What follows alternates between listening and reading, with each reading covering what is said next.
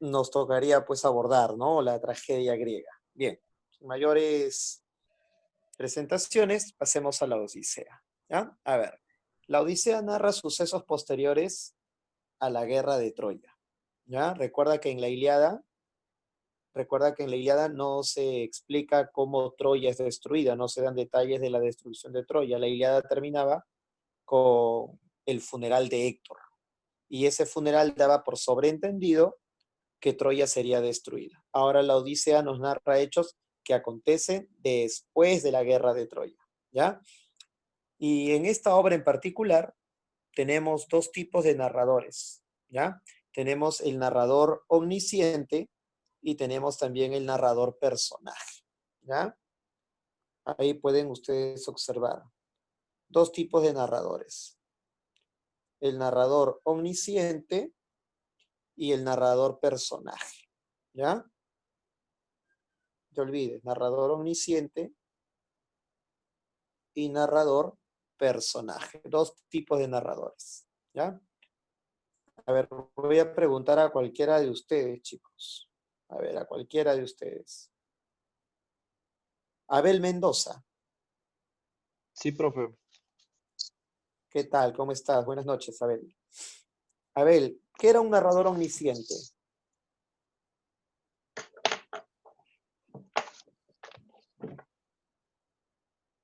Mm,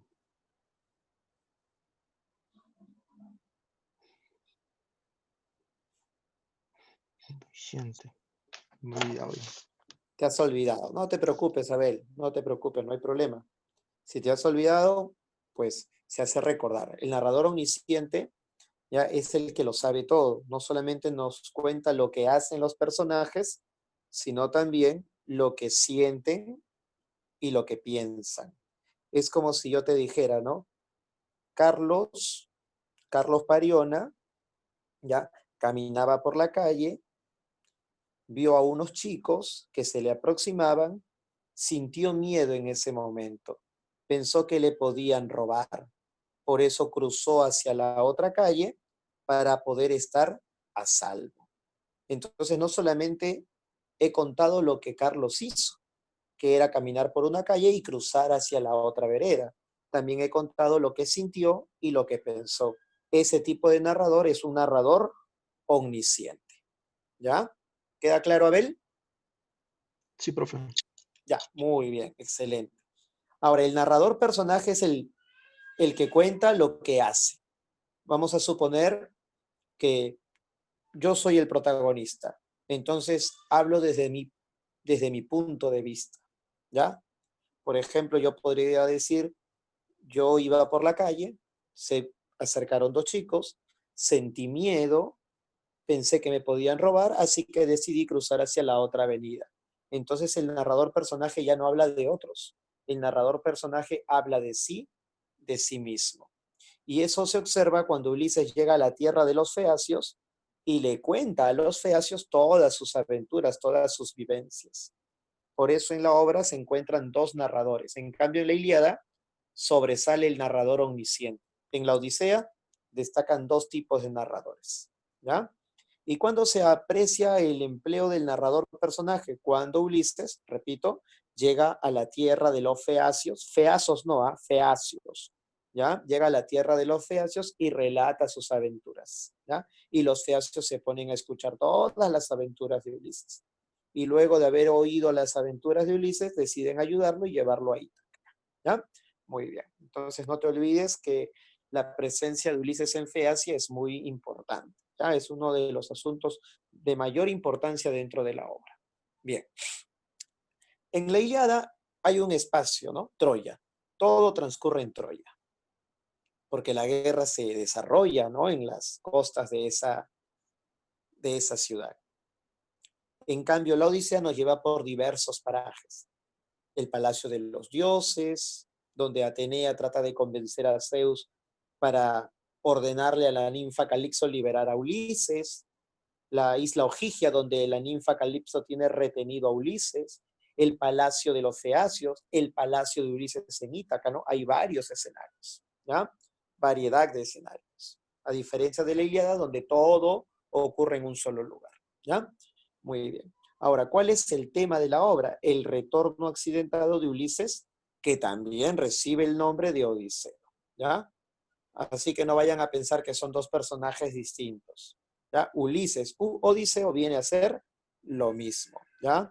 El retorno accidentado de Ulises a Ítaca. Va a tener muchas complicaciones para regresar a casa. 10 años estuvo en la guerra y otros 10 años tardó en volver a casa. ¿Ya? 20 años en total de ausencia. Temas secundarios, el amor a la familia. Ese es el motor principal para que Ulises quiera volver a casa. Si no amase a su familia, yo creo que hubiese preferido quedarse con la diosa Calipso, pero por amor a su familia, por amor a su esposa, por amor a su hijo, ¿no? Y a sus seres queridos, él quería volver a casa, ¿ya?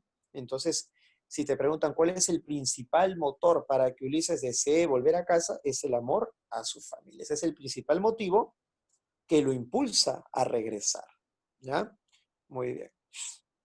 Claro, pues es lógico, ¿no? Si no amase a su familia, ¿para qué quisiera volver? Si a ti no te quieren en casa, ¿para qué vas a ir a casa, no? Tendría sentido. Bien. ¿Y cuál es la herramienta, el instrumento que emplea de manera constante para superar los obstáculos que se le aparecen, ¿no? En el camino de regreso? La astucia, ¿ya? Así logró vencer al cíclope Polifemo, por ejemplo. Así logró escapar, pues, de la isla Eea, donde la hechicera Circe lo tenía, pues, tenía convertido en cerdos a sus hombres, ¿no? Y él logró cambiar la suerte de sus hombres. También usó mucho la astucia para pasar por la isla de las sirenas. Justamente al lado derecho tenemos la imagen, ¿no? De un Ulises amarrado al mástil, al palo central de la embarcación y a las sirenas ahí, cuyos cantos trataban pues de enloquecer a sus tripulantes, pero todos ellos se habían tapado los oídos. El único que no se tapó los oídos fue Ulises. Él quería escuchar el canto de las sirenas, porque como todo hombre inteligente, ansía saber más, ¿ya? Y él quería experimentar, ¿no? ¿Qué se sentía al oír el canto de las sirenas para poder saber, ¿ya? Como todo hombre sabio quiere saber más, ¿no? Muy bien, chicos. Profe, pero las sirenas no tienen cuerpo de pez y de la cintura para abajo y de la cintura para arriba, cuerpo de mujeres hermosas. Sí, pero en la tradición mitológica griega, el cuerpo de las sirenas más se asemejaba a las de un pájaro, como pueden observar ustedes ahí en la pintura, y tenían la cabeza de mujeres hermosas. ¿Ya? Muy bien. Pasemos a las secciones. Como ustedes saben, la Odisea, al igual que la Ilíada, tiene 24 cantos o rapsodias. ¿Ya? Víctor Verar, un francés que investigó y analizó la obra, consideró que eran tres grandes grupos de acciones que daban forma a la Odisea. Y Víctor Velar decidió, pues, señalar esas tres secciones, esos tres grupos de sucesos, como telemaquia, nostos y venganza. Telemaquia, los viajes de Telémaco para buscar noticias de su padre. El nostos, Ulises narra sus aventuras y es ayudado por los feacios para volver a casa. Venganza, Ulises acaba con los pretendientes y se reencuentra amorosamente con su esposa y termina pues desarrollando un gobierno armonioso para Ítaca, ¿no? Superando de esa manera el caos generado por su ausencia y por los desvaríos desarrollados también por los pretendientes, ¿ya? Esos serían los tres grandes grupos de acciones que se desarrollan dentro de la obra, ¿ya? Entonces, si te preguntan, ¿en cuántas secciones se ha dividido la Odisea? En tres secciones, ¿no? La telemaquia, el nostos y la venganza. Bien, a ver, la primera sección, telemaquia, hay una asamblea de dioses, así empieza la obra, ¿no? Los dioses están reunidos en el Olimpo, Atenea aboga por Ulises, que lleva pues ya 7 años cautivo en Ojigia, ¿ya? Si Ulises está cautivo en Ojigia, muchos eventos ya ocurrieron. Para que se entienda mejor, vamos al siguiente mapa, ¿ya? Quiero que observen el mapa, ¿ya? A ver, ubiquen dónde se encuentra la isla de Calipso. ¿Qué número es la isla de Calixto? Ulises vive varias aventuras. La primera 12. sale de Troya. La aventura número 2. 12. Claro, la aventura número 2. Te lo voy a señalar para los que no lo visualizan quizás. ¿Ya? Acá está. 12. ¿Ya? La isla de Calixto. Número 12. ¿Ya? Eso quiere decir que si la obra empieza cuando Ulises está en la isla de Calixto ya hace 7 años, la aventura 11, la aventura 10, la aventura 9 y así, ¿no? Respectivamente, ya sucedieron. Te pregunto, si la obra empieza cuando Ulises está en la isla de Calipso y lleva ya 7 años allí, ¿eso quiere decir que la obra comienza desde el principio? Pregunto. No comienza desde el principio. Comienza cuando muchos eventos ya han ocurrido. A ese estilo de comenzar se le denomina in media res. Y gracias a la narración circular o narración cíclica, ¿ya? Se podrá descubrir los eventos que ya habían acontecido. ¿Ya? A esa forma de empezar una obra se denomina in media res. ¿Ya? ¿Qué quiere decir in media res? En medio del asunto. O sea, cuando el asunto ya estaba comenzado, cuando el asunto ya estaba iniciado. Así empieza, así comienza la Odisea, cuando muchos eventos ya habían ocurrido. Profe, ¿y esos eventos que ya habían pasado, nosotros cómo nos vamos a enterar? ¿Cómo lo vamos a saber? Recuerda que Ulises luego llega a la tierra de los feacios. Volvamos al mapita. Ya va, veamos el mapita. A ver, ahí está, la isla de Calixto, número 12. Luego el número 13, el país de los feacios. Dice feacianos, dice, pero en realidad feacios, es el gentilicio correspondiente, feacios, ¿ya? Y es ahí donde empieza a contar los eventos del pasado, hasta que finalmente dice, así llegué a la tierra de los feacios. Por eso, en el número 13 recuerda todo lo que le había pasado hasta llegar pues a la tierra de los feacios. Por eso un relato circular, ¿ya? Por eso un relato circular.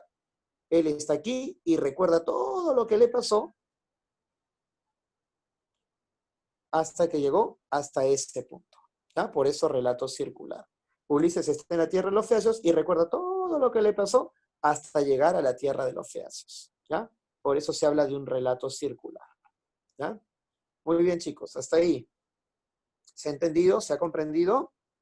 Para poder continuar.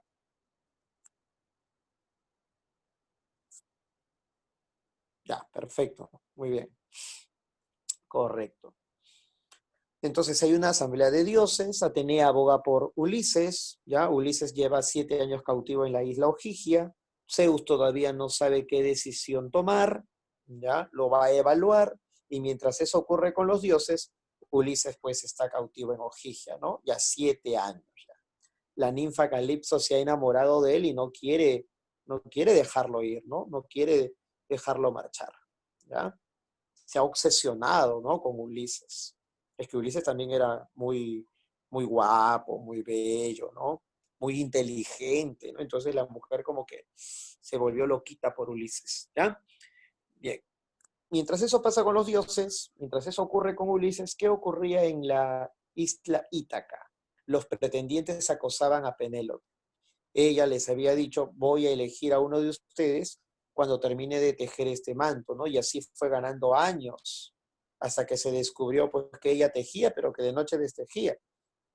Así que los pretendientes empezaron a hacer todo tipo de, de disturbios en el palacio, llegaban muy temprano al amanecer, bebían hasta embriagarse por completo, sacrificaban diversas reses del rebaño de Ulises, ¿ya? Maltrataban pues a los sirvientes del palacio, se acostaban con las esclavas, no respetaban a sus anfitriones, que eran los dueños del palacio, que era la familia de Ulises. Entonces ahí los pretendientes estaban violando una ley divina, la ley de la hospitalidad. Así como el anfitrión debe tratar bien a su huésped, el huésped también ¿no? Debe comportarse a la altura, debe comportarse muy bien en casa ajena, en la casa de su anfitrión. Y esa es una ley que viene desde Zeus. Y los pretendientes no están cumpliendo con esa ley. Se están convirtiendo en gente soberbia. Pecan de ibris, ¿no? Que es la soberbia, la ibris. Y ya sabemos que por ibris hay un castigo. Luego recibirán el castigo que ustedes ya saben. Ulises viene y los mata, pues, ¿no? Por no haber respetado, pues, casa ajena, ¿no? Hay que respetar la casa ajena, ¿ya?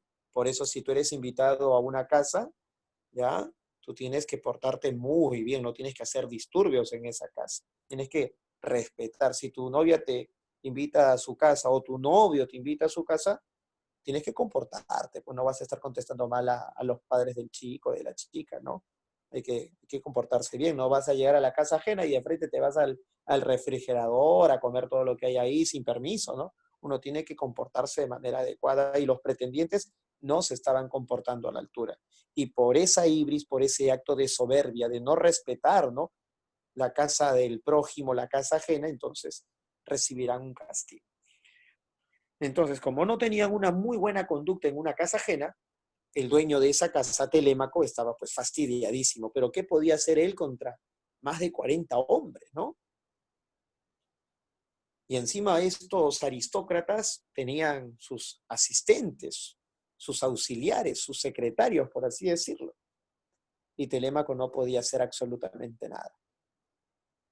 Solamente gruñía, renegaba, hasta que Atenea lo visita y le dice, ¿qué haces renegando? ¿Qué ganas? ¿Qué solucionas renegando? Es algo que yo también tengo que aprender a resolver, porque a veces cuando tengo una complicación empiezo a renegar, y mi esposa me dice, no reniegues, renegando no resuelves nada. Y mira, en la Odisea también nos dan esa lección, ¿no? La diosa Atenea le hace comprender a Telémaco que renegando no se resuelve nada, hay que calmarnos, porque cuando renegamos, estamos iracundos, la ira nos nubla y no nos deja comprender la situación. Entonces, hay que calmarnos. Por ejemplo, ahora yo no podía entrar, ¿no? a la reunión por esto de la falta de actualización del sistema y dije, pucha, qué desgracia. Y ya quería tirar mi celular contra el piso porque yo soy bien renegón, pero me recordé de la clase y me recordé de la lección de Atenea a Telémaco y me calmé. Y ya ves, encontré una solución. Por eso hay que calmarse, pues, ¿no? Uno tiene que calmarse, ¿ya? Solo calmado, con el ánimo despejado, uno podrá hallar soluciones, ¿ya? Muy bien.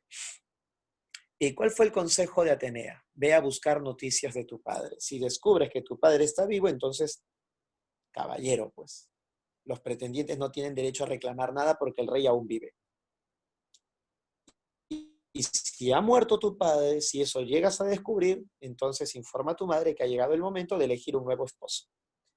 De esa manera, Telémaco sale de Ítaca. ¿A qué lugares visita, profesor? Visita 2 ciudades. ¿Cuáles son esas 2 ciudades? Esas 2 ciudades son Pilos, reino de Néstor. Néstor también fue un personaje que apareció en la Ilíada, ¿ya? Pilos de Néstor y Esparta. Y Esparta de Menelao. Fue a esas 2 ciudades. ¿En cuál de esas 2 ciudades encontró noticias de su padre? En Esparta. En Pilos, Néstor no sabía qué había pasado con Ulises, pero le dio la esperanza de que en Esparta quizás podía encontrar alguna respuesta más satisfactoria. Por eso viajó a Esparta, ¿ya? Y en Esparta, Menelao le informa. Menelao le informa que cuando regresó a casa, que en el viaje de regreso, que también lo tuvo bastante complicado, se encontró con un dios llamado Proteo. Este dios llamado Proteo le informó a Menelao que el personaje Ulises se encontraba cautivo en la isla Ogygia. Pero Menelao también le dijo, Eso lo supe de boca del dios Proteo, pero ya ha pasado tiempo desde que tuve esa noticia. No lo sé, no tengo la certeza de que tu padre aún puede estar vivo, pero esa fue la última noticia que escuché de él. Y se me nubló el corazón al tener noticia de que Ulises se encontraba pues en esa situación tan lejana de casa. Y Telémaco decide partir de regreso a Ítaca llevando esta noticia, llevando esta información, ¿ya?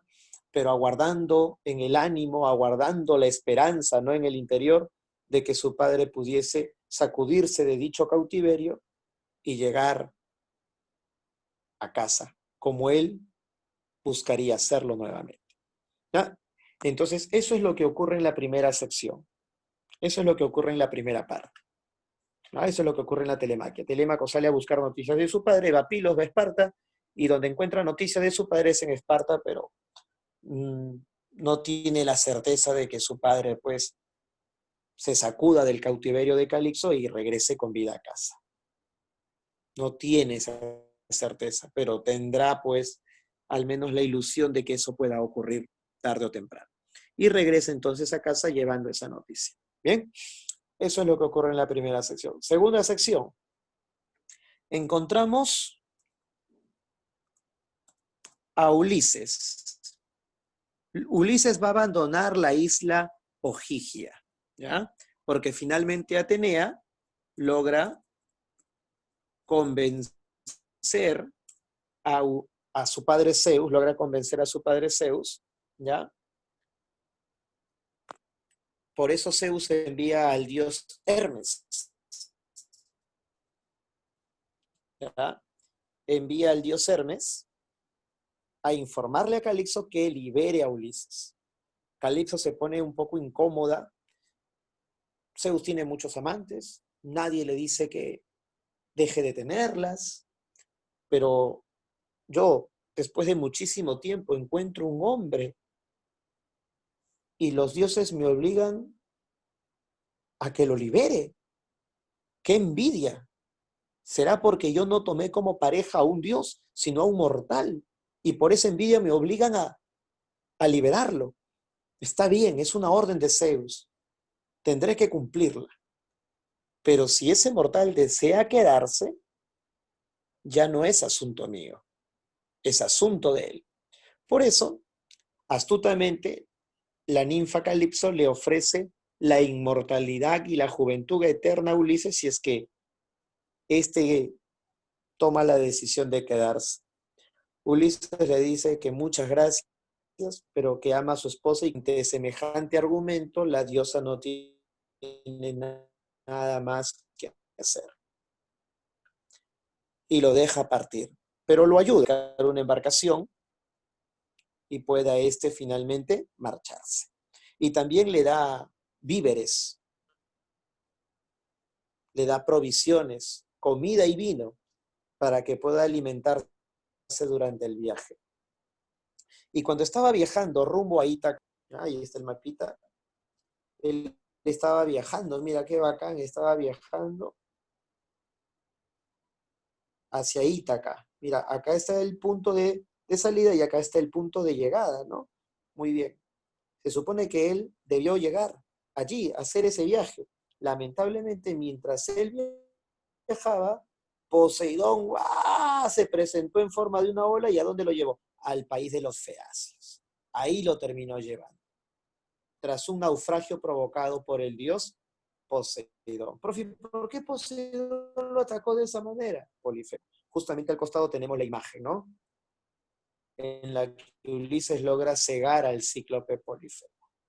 Lo embriagó y luego lo dejó ciego clavándole una lanza en el único ojo que el cíclope tenía.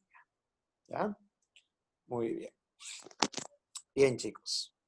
Ahora que Ulises ha llegado a la tierra de los feacios, es recibido en el palacio del rey Alcinoo, ¿ya? El rey de los feacios, el más feacio de todos, y a él le termina contando sus aventuras, ¿ya? Para eso necesitamos el apoyo de la imagen. Una vez en la tierra de los feacios, él recuerda, hace un esfuerzo de recordar y empieza a contar los eventos que ya habían ocurrido. Por ejemplo, cuando llega a la tierra de los Cicones, ¿ya? Cuando llega a la tierra de los Cicones, a la tierra de los que ayudaron a los troyanos. Una vez que Troya ha sido destruida, Ulises llega a la tierra de los Cicones. ¿Ya? Profe, ¿quiénes son los Cicones? Fueron aliados de los troyanos. Ulises y sus hombres fueron a castigarlos, a matar a cuantos Sicón se cruzara en el camino y empezaron a celebrar su victoria. Y cuando estaban ebrios, ¿no? Por haber bebido mucho vino, celebrando esta victoria, los Cicones que huyeron, los Cicones que escaparon, regresaron con sus aliados y mataron a muchos hombres de Ulises. Ulises aprendió una gran lección, que jamás hay que cantar victoria antes de tiempo, que no hay que mirar al rival por encima del hombro. Nunca hay que confiarse de los rivales. No pasa nada con el curso de literatura, no pasa nada con el curso de geografía, no pasa nada con el curso de lenguaje. Yo mismo soy. Llega el examen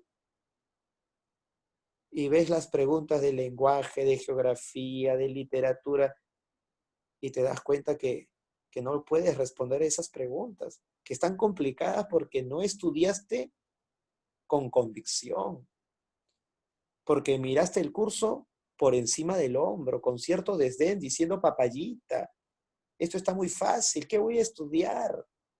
Y al final pagas las consecuencias no ingresando. Así que jamás hay que mirar a los rivales, ¿ya? Con desdén. Todos rivales de cuidado, ¿ya? Nunca hay que confiarse. Una cosa es tener confianza y otra es ser confiado, ¿ya? Una cosa es tener confianza en lo que yo soy capaz de hacer y otra es confiarse, ¿ya? No vale confiarse, ¿ya? No vale confiarse. Muy bien. Salieron de noche, salieron prácticamente huyendo y la correntada los terminó llevando a la tierra de los lotófagos, ¿ya? Los que comen la flor de loto. Algunos hombres de Ulises comieron la flor de loto, una flor, ¿no? Que al ser consumida generaba el olvido. La gente se olvidaba de su pasado, se olvidaba de lo que tenía proyectado para el futuro y solo quería comer la flor de loto. Era como una droga, un placer que te hacía olvidar tus deberes y tus verdaderos objetivos. Y aquí también hay una lección, porque hay placeres, como todo placer, ¿no? Que genera pues un gran relajo, ¿no? Una sensación de comodidad, de querer seguir en lo mismo, pero te pueden desviar de tu objetivo. Tú sabes que debes ingresar, tú sabes que debes estudiar y resolver tus ejercicios, practicar de manera constante, pero a veces el placer de estar en el chat, ¿no? De conversar con una amiguita, con un amiguito, de ver por ahí un videíto, tú ya sabes qué videíto, ¿no? Y eso te da placer y te distraes y te desvías del objetivo. Por eso, chicos, hay placeres perniciosos, hay placeres que nos hacen retroceder, que nos hacen recular, que nos hacen evadir las responsabilidades y los deberes. Entonces esos placeres son peligrosos, como el consumo de la flor del loto, ¿ya? Cuidado con los vicios, chicos, cuidado con los vicios. Ulises, al percatarse de esa situación, se lleva a la fuerza a sus hombres, pues, ¿no? Y luego llegan a la tierra del cíclope Polifemo, ¿ya? Ulises dejó sus embarcaciones en la orilla y se llevó a los más fuertes, porque tenía un barrunto, es decir, tenía un presentimiento de que los necesitaría a los más fuertes. Entraron a una cueva, encontraron abundante comida, se quisieron ir, apareció el cíclope Polifemo. Se comió a dos hombres de Ulises. Ulises le dijo, no nos hagas esto, trátanos bien, la ley de la hospitalidad es una ley de los dioses. Polifemo se rió, le dijo, acá no mandan los dioses, acá mandamos los cíclopes, nosotros no nos preocupamos por los dioses porque somos más fuertes que ellos. O sea, soberbio, ¿no? Y trató mal a sus invitados, trató mal a sus huéspedes. Ulises le dijo, mi nombre es nadie, te voy a dar algo que te va a gustar. Si me gusta, te comeré el último, le dijo Polifemo. y Ulises había rescatado de la tierra de los Sicones un vino muy poderoso. El simple olor del vino embriagaba a quien lo sentía. Solamente el olor ya embriagaba, imagínate. Y Ulises le dio de beber, no solo de oler, sino de beber. Más fuerte